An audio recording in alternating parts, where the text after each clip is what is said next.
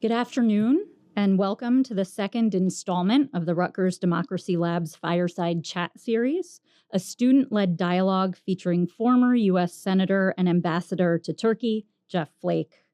Before we begin, I'd like to extend our sincere thanks to the School of Arts and Sciences Honors Program and the Richard D. Hefner Open Mind Lecture for making today's conversation possible.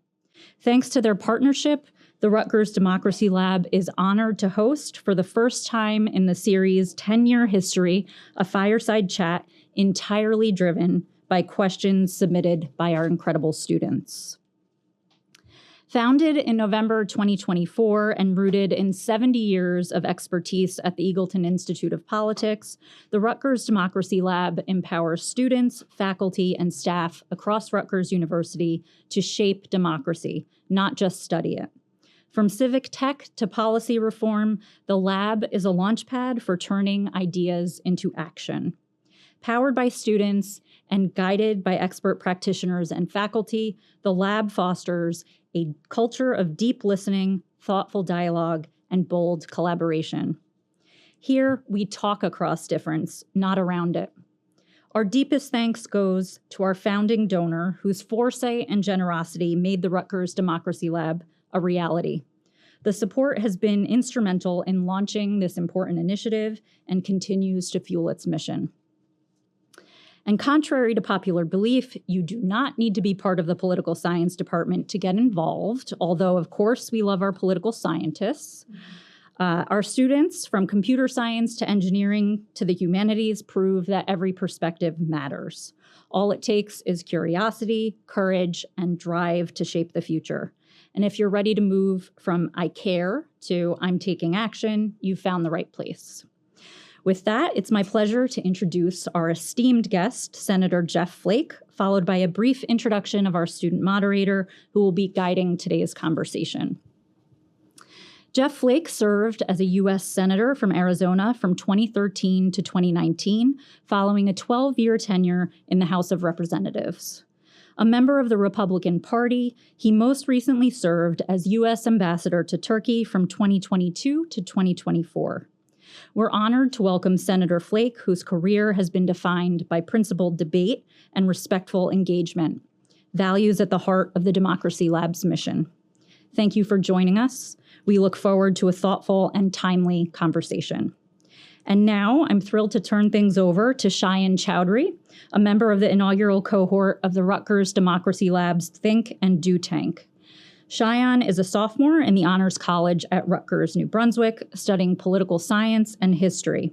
Committed to making politics more accessible at every level, Cheyenne brings both insight and energy to today's conversation. Over to you, Cheyenne. Thank you, Senator Flake, and for being here, answering our questions and about issues that matter to students at Rutgers University.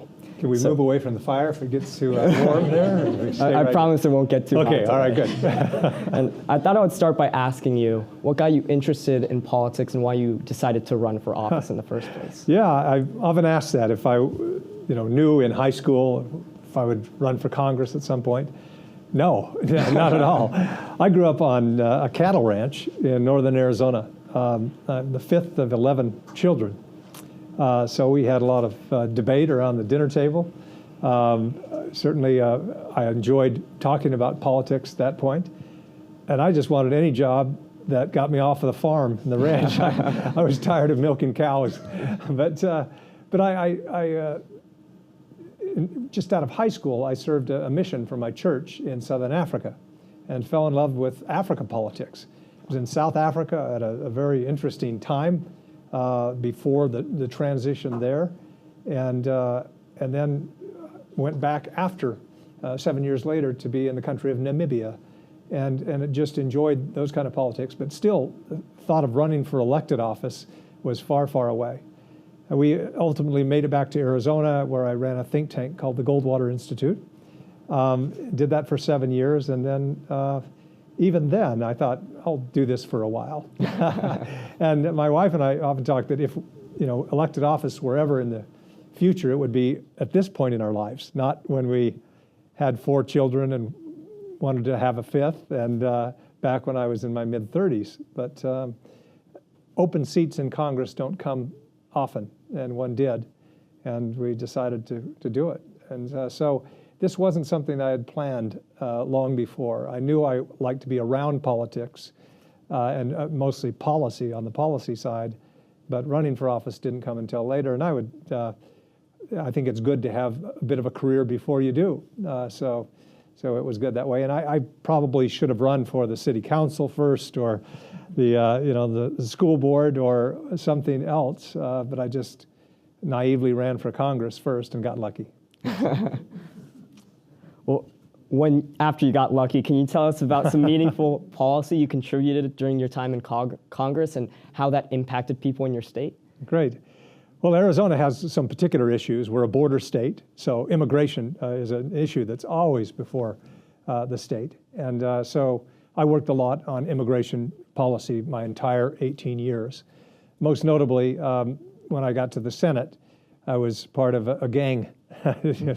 Not that kind of gang, but Senator McCain said as soon as I got over there, he said, "Hey, you want to join a gang?" I said, "That's the Crips or the Bloods or what?" He said, No, we've got 4 Republicans, if you do it, 4 Democrats, and we want to do immigration reform.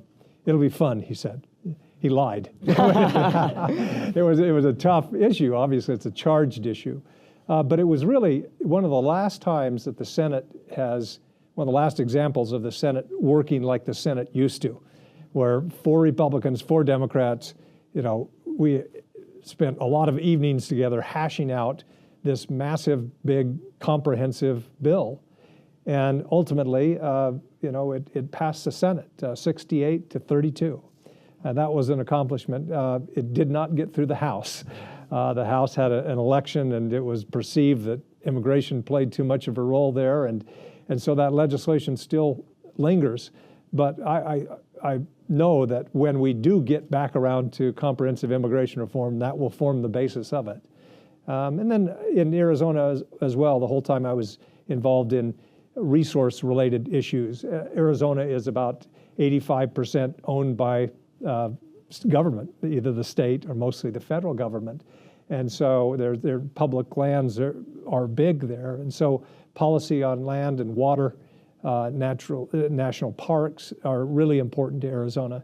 One thing that we were able to do is do a couple of water settlements with the Indian tribes in Arizona. For Arizona to grow as it is, you have to have water, and you have to have these settlements done. And so that was a lot of work for behind the scenes for this legislation, but it was important to the state. So you touched on how Congress used to work. Mm-hmm. And so we wanted to ask you, what do you believe are the core principles of conservatism, and are they embodied by Donald Trump and the Republican Party today? And why or why not? Well, you get right to it, don't you? The seat did get a little hot. I apologize. No, I am a lifelong Republican. I'm more of a Reagan Republican. That's kind of when I entered politics in the 1980s. I've always believed, the founding principles really of the modern day Republican Party is limited government, economic freedom, free trade, strong American leadership abroad, peace through strength, alliances. Those are the things that I've believed, and I still believe, kind of form the core of conservatism. And then respect for institutions that we know work. That's what conservatives do. So I've been troubled by the direction of the Republican Party. I do think that ultimately it will get back to those principles.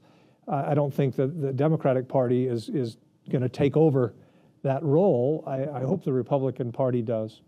But in the meantime, some of what the Republican Party now has embraced is really foreign to me as a traditional Republican. This kind of isolationist streak that is now kind of at the top. Belief in tariffs. Tariffs have a place, certainly, but not as not unilateral tariffs and universal tariffs for everyone. It's not a way to raise revenue.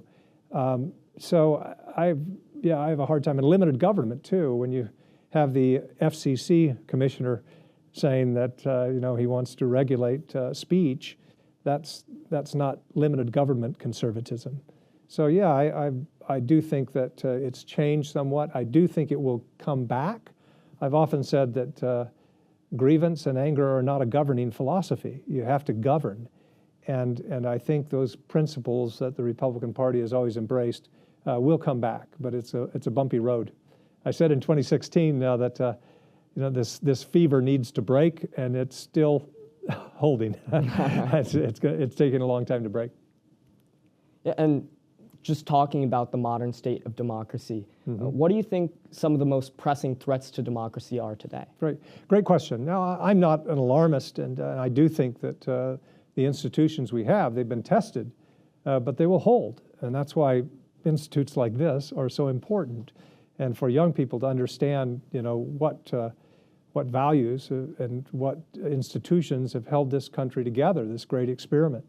And I do think that they will hold, but they have been tested. And as far as the biggest threat right now, it seems to be, the core of our Constitution is separation of powers. And the Article 1 branch is the Congress. I used to say that often when I was a legislator. I mean, that's the most important, the first among equals, I guess you should say. And Congress has, the biggest threat, I think, is Congress has ceded too much of its authority to the executive branch. Now, in our system, the executive branch will always garner more power and pull more power just by virtue of the system. But what has been troubling lately is to see members of the legislative branch willingly and voluntarily just ceding authority and giving it to the president, or saying, you do that, we don't want to. Whether it's war powers, whether it's trade or tariff policy, whether it's losing control over the purse strings. That's Congress's biggest role, is to control how money is spent. And it's been an alarming trend for Congress to simply yield that authority. And any president, Republican or Democrat, will take any authority. Now, some a little more, ham-handed maybe than others, but every president will take the authority that Congress willingly cedes, and Congress shouldn't. We still have the courts, and I think the courts have in the past and will still play a useful role. And you'll see some interesting decisions this fall on tariffs, for example.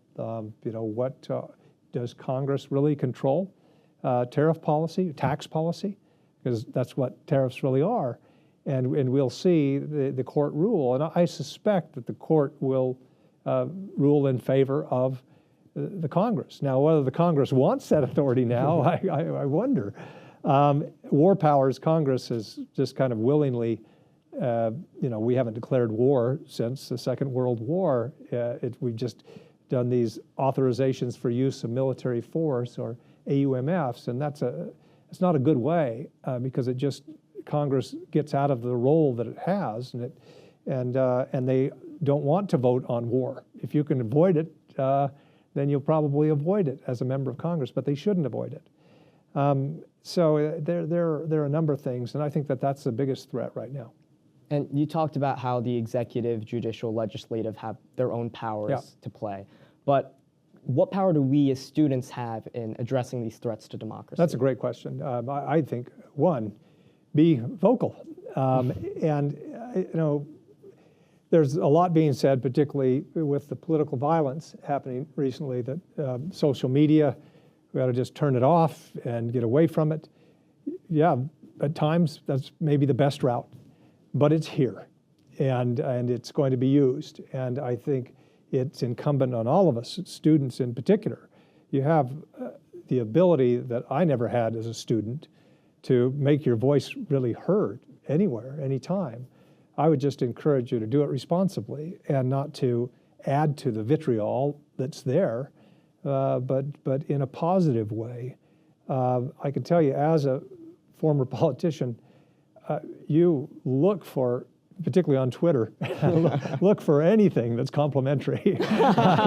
You look for any time that somebody says, hey, I may not agree with you, but thanks for being thoughtful about this. And that helps. And so And if you encourage Congress to assume its traditional role, but don't do it in a way that's just negative. They get enough of that. Use your ability to persuade that you learn in democracy labs like this, and I'll talk a little more about later today. Use that ability to persuade and use it effectively. It'll prepare you and all of you for maybe elected office, or to be on a campaign or in a congressional office or on a staff in a mayor's office somewhere, or at a nonprofit, or as a journalist. There are a number of ways to be in public service, and this is the great time to prepare. You mentioned recent acts of political violence on college campuses. Yeah. Given the recent killings of activist Charlie Kirk and state legislators in Minnesota, how should the country address gun violence nationally, by state, or otherwise? Great. Well, my wife and I, this is the fourth university we've been to, or institution of higher learning at least, in the last couple of weeks. We started 2 weeks ago at Utah Valley University. We were there. I gave a speech similar to what I'll be doing here later today, and then met for lunch with students. 1 day later, on that same campus, just outside of the building we were in, Charlie Kirk was shot. And that was not my first brush with political violence. I was on the baseball field in 2017 when Steve Scalise was shot, and several others. And in fact, I ran out to him afterwards and used my baseball glove to plug the hole in his hip so he wouldn't bleed out. It's been an awful, awful thing.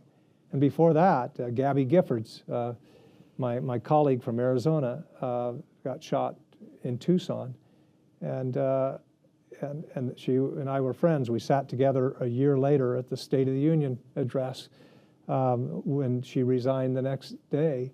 It's political violence is around, and we've got to. Our responsibility is to turn down the volume. I think Governor Cox in Utah has been exemplary in the last couple of weeks, talking about ways to turn down the volume. And this isn't new for him. He's gone around the country with other governors, particularly on the Democratic side. He's Republican, with a program called Disagree Better. And so we've got to learn to do that. And I commend Charlie Kirk for going on college campuses and debating, because when you're debating, you're not fighting other ways. But boy, we have to find a way to turn down the volume, and in particular, find ways to disagree better. Arthur Brooks, the author and professor, talks a lot about having contempt for the other side, where you don't consider any opinion that you don't hold. You don't just get angry about it or whatever. You just basically dismiss it and say it's not of value, and that's a trap we can't fall into. And it's not that we have to be any less aggressive in positions we hold, but understand that others have different opinions and disagree better. So I think that that's what we need to do. We got to get away from calling the other side evil. I can tell you, I had bitter disagreements on a lot of policy issues for 18 years in Congress. I never thought for a second that anybody on the other side was evil and that they hated America. We've got to get away from that, and using terms like calling somebody a communist or a fascist or Hitler. That doesn't help. We've got to persuade and be kinder and have empathy. So, sorry, long answer to a short question. No, that's all right. Our students submitted questions because we want to hear your answers. And we also wanted to hear your thoughts on polarization. So as a senator, you had a front row seat to a lot of disagreements, but also inner workings from both parties, especially on the conservative wing. And so what is one blind spot within the Republican Party or conservative movement that the public rarely sees, but is essential to understanding how it truly operates? And conversely, for those on the left or in movements resisting authoritarianism, what is the comparable blind spot or uncomfortable truth that they often overlook in their own strategies or assumptions? That's a loaded one. But Yeah, that is. I think there's a particular blind spot that both parties hold. It's not understanding the other side, and not trusting the other side. And like I said, that's the problem with this heightened rhetoric, is we just assign some kind of label. They're socialist or communist or they're evil, and we don't look beside and say, well, hey, how did they form this opinion? How can I persuade them otherwise? But I think with Republicans, I think that the blind spot is that we immediately will look at the other side and say they're not American or not patriotic, and that's just not the case. And on the Democratic side, it's similar. It's painting an extreme picture of the other side, and it's difficult. I can tell you, I'm a Republican. I haven't been particularly supportive of the current president, but if I look in my circle of friends in Arizona, among my 10 brothers and sisters, my 69 first cousins on my father's side alone. That's how I got elected back in Arizona. But anyway, most of them are avid MAGA Trump supporters, and I've had to really say, hey, how did they? You just have to learn that the other side is they're a lot like you are, and got to minimize those kind of differences and talk to each other. And there are a couple great examples in Congress. What the public doesn't see as much is that senators, Republican and Democrat, they'll go out and they'll fight on C-SPAN, and they're in the Senate chamber or the House chamber, or debating, on the cables. But in the morning, they'll be in the Senate gym, working out together. I was there. Chuck Schumer was there on the treadmill right beside me, and it's different. It's not as much as it used to be, where they were together for vacations and a lot of events, but they still get along better than that. And so a lot of it's more for show, because that's what they feel their base expects of them. And that, I think, we've got to get away from on both sides.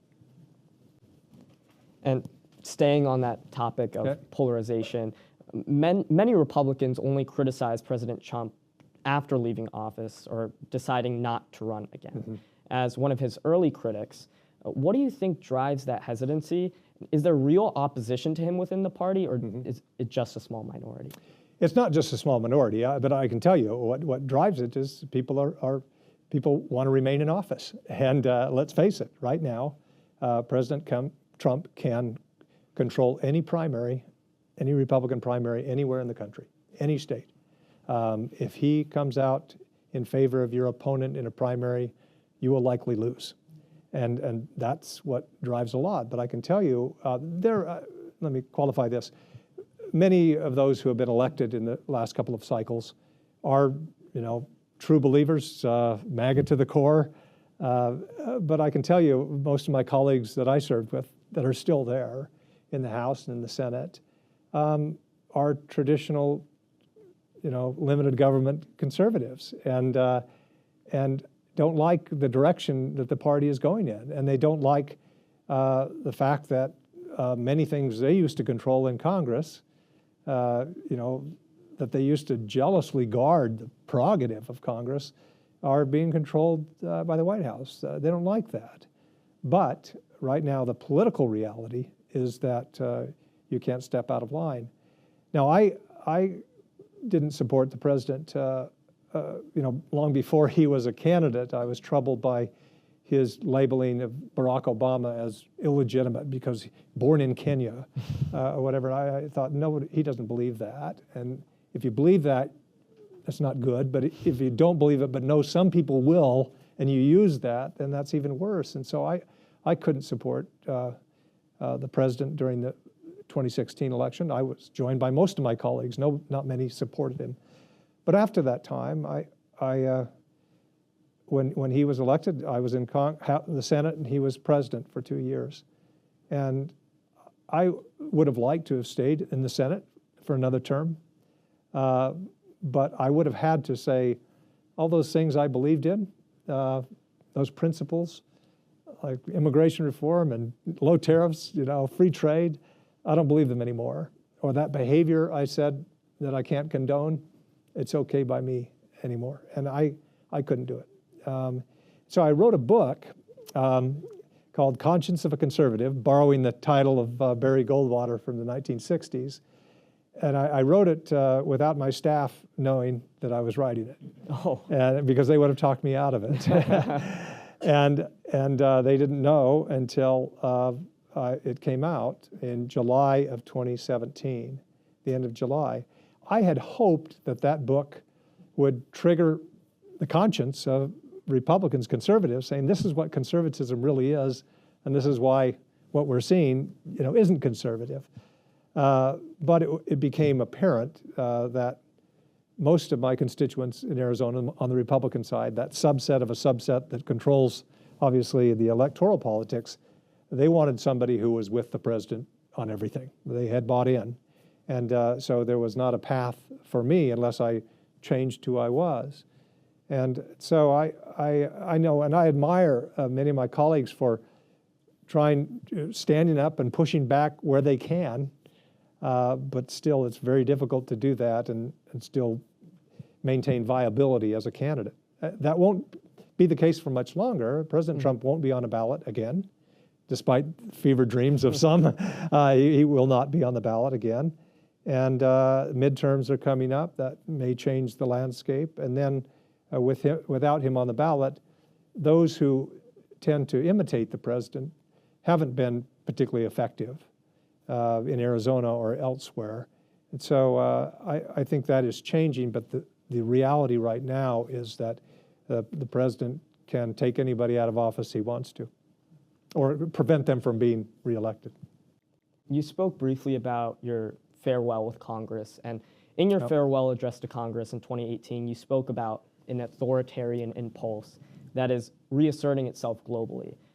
Why do you characterize it as an impulse? And in your opinion, what are some factors that contribute to this trend? Well, an impulse, I mean, there's that old maxim that, power corrupts and absolute power corrupts absolutely. And I think it's the nature of man, we're told, to want to amass power around them. And I think you see that globally. And the problem I had was, overseas, you had so many countries look to the U.S. as an example, or as a country that would at least not enforce its values, but promote its values overseas in an effective way. And I had a problem when a lot of these people overseas who had kind of an authoritarian impulse would hear our president refer to the press as the enemy of the people, for example, and think, hey, I can do that, and did so. And you saw a lot of people around the world imitating the language that they heard from us, and usually that's a good thing. In this case, it wasn't. And I think that there is that impulse, I think, just because of the natural man to amass power around you. And if there's a kind of a permission structure where they see the paragon of virtue and democracy, the United States, not as concerned about what happens around the world, many will take that opportunity. And I think we've seen that. And we're just going to switch gears back to the idea of bipartisan cooperation and America's values and leadership abroad as well. And can you give an example of when you've seen bipartisanship work and lead to better outcomes for people? Great question. There's an old maxim that politics stops at the water's edge. This was at a time that saying comes from Senator Vandenberg of Michigan when he helped President Truman, with the Marshall Plan and the building of NATO. When he really, at that time, the Republican Party was a little more isolationist, and it's kind of gone through a couple of cycles. But President Truman and Vandenberg got together in a bipartisan way, and President Vandenberg famously told him, I don't want to do this, but I will because politics stops at the water's edge. And that is maybe less true today, but it's still more true than not.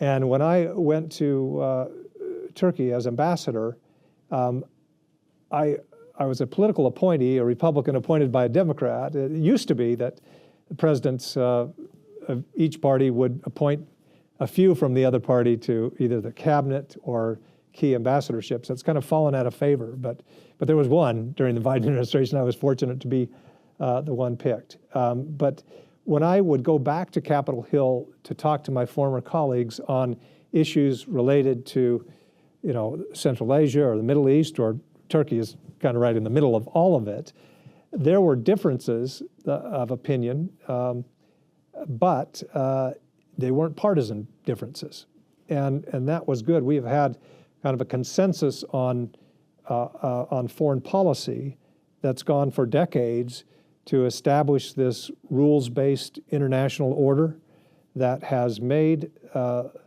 world far more prosperous and has made the United States immensely prosperous and free. And that's what something that bothers me more than anything is to hear people in my party talk about other countries and our treatment of other countries, that these countries have now taken advantage of us through trade or security arrangements, when the truth is we set up this rules-based international order and we have benefited more than the other countries have, by far. It's been good for everyone, and we shouldn't talk that down. So I would say one of the great successes of bipartisanship is to have this rules-based international order. And I'm very concerned about some of the steps we've taken recently that pull us away from that bipartisan consensus. I'll talk more about them in the lecture to come. And just talking about cooperation further, how can we work together on social issues? For example, issues like immigration policy, LGBTQ plus rights, and where clearly our core values as Americans may clash. Yeah, well, those are tough. Immigration, like I said, really difficult. And when I was in that Gang of Eight in the Senate, we would find something like the border security element, which Republicans really wanted more of, and we, in that bill, designated $40 billion to that. That satisfied more of the people on the right. There was also a mechanism to regularize the status of those who were here illegally. That was something that appealed more to the left, and the DACA or the DREAM Act, those kind of things. You just find areas within those social policies that we can all agree on. And I think certain states have taken the lead. Texas, for years, in terms of incarceration, found that they were incarcerating too many people. There was a different way to do it. So here's a conservative state like Texas, and the example of what they did really informed the legislation that we passed in 2018 to basically change the way federal government incarcerates and allows the states to have more of an example. And so those are things. And then in Utah has found a way, they call it the Utah way, to deal with issues like immigration and LGBT rights, which a very diverse population there, but they've found a way, at least at the state level, for state laws and regulations where there's agreement. And I think that's what we've got to try to do. And you mentioned after you left your gang in Congress, you became ambassador to Turkey. Yeah. And as ambassador to Turkey, what lessons about diplomacy and cross-cultural communication do you think are most valuable for future American leaders? Well, sometimes we find it difficult enough to agree between the parties here when the parties between Republicans and Democrats are the issues really aren't that great. If you go overseas, you can find some vast differences with our system, our method of democracy, or whatever else. And so, in a sense, it might be harder. But in Turkey, for example, one thing I tried to do is I knew it was going to be a bit of a hostile environment. We have some real differences with the government of Turkey, but we need them on some issues. They are, a member of NATO, have been for 70 years. They're the second largest force in NATO by far, next to us, and really important in that regard. But there's a lot of issues, human rights, democracy, and that we disagree on. But I tried to find one area where I could really, say, we really appreciate what you're doing here. And with Turkey, that was an easy one, right up front. Turkey hosts more refugees than any country in the world, by far. About 3.6 million Syrians, 3.6 million, yeah, and 100,000 Iranians, a lot of Afghans, Chinese Uyghurs who are under persecution, find a home and refuge in Turkey. And it's, President Erdogan, he has issues that we're concerned about, but he has a big Muslim heart when it comes to accepting refugees at great political cost and economic cost to that country. And I've tried to find ways all the time to praise that, because it is something. And that's what you try to do. You try to find those common values and then work on the tougher, thornier issues, because as ambassador, there are a lot of those. So, well, unfortunately, Senator Flake, our session is just about over. And I'd like to thank the students who submitted questions for our program today. And on behalf of the student body at Rutgers University, thank you for your time, your candor, and sharing your insights with us, Senator Flake. Thank you.